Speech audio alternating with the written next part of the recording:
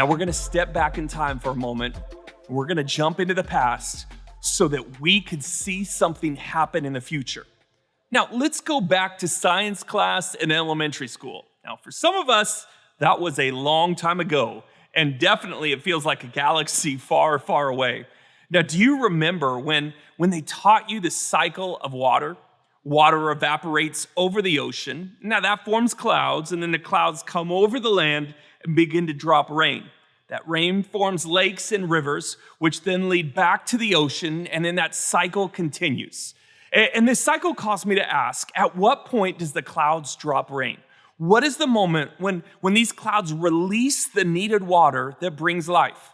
So this is what I found out. Raindrops fall to the earth when clouds become saturated or filled with water droplets. And millions of water droplets, they bump into each other as they gather in the cloud. And when a small water droplet bumps into a bigger one, it condenses or combines with a larger one.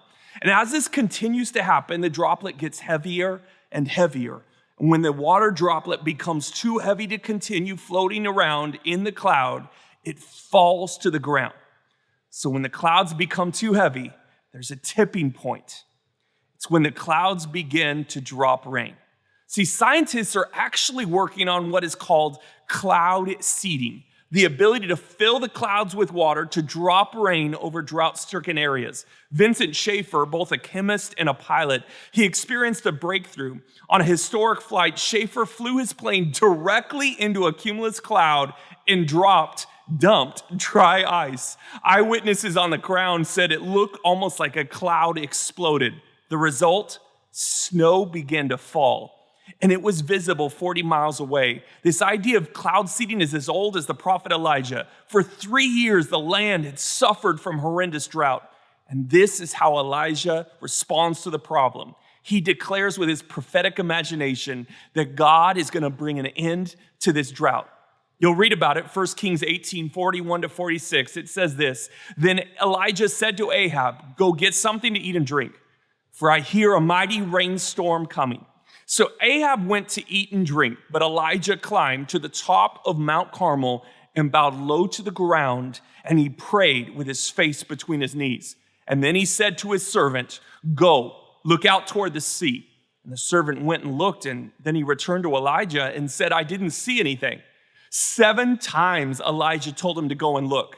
And finally, the 7th time, his servant told him, 'I saw a little cloud, the size of a man's hand, rising from the sea.' And then Elijah shouted, 'Hurry to Ahab and tell him, climb onto your chariot, go back home. If you don't hurry, the rain will stop you.'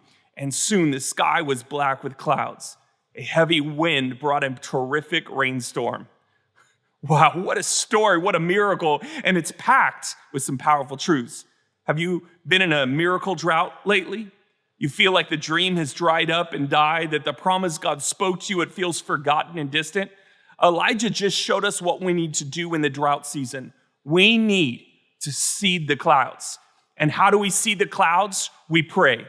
Every prayer seeds the clouds. How do we seed the clouds? Obedience, obeying what God said day in and day out. Every small act of obedience builds compound interest in the clouds. This idea of seeding the clouds reminds me of that old phrase, the straw that broke the camel's back. The straw that weighs nothing was the tipping point to breaking that old camel's back. For Elijah, the 7th time he prayed, it was the tipping point to the clouds dropping rain.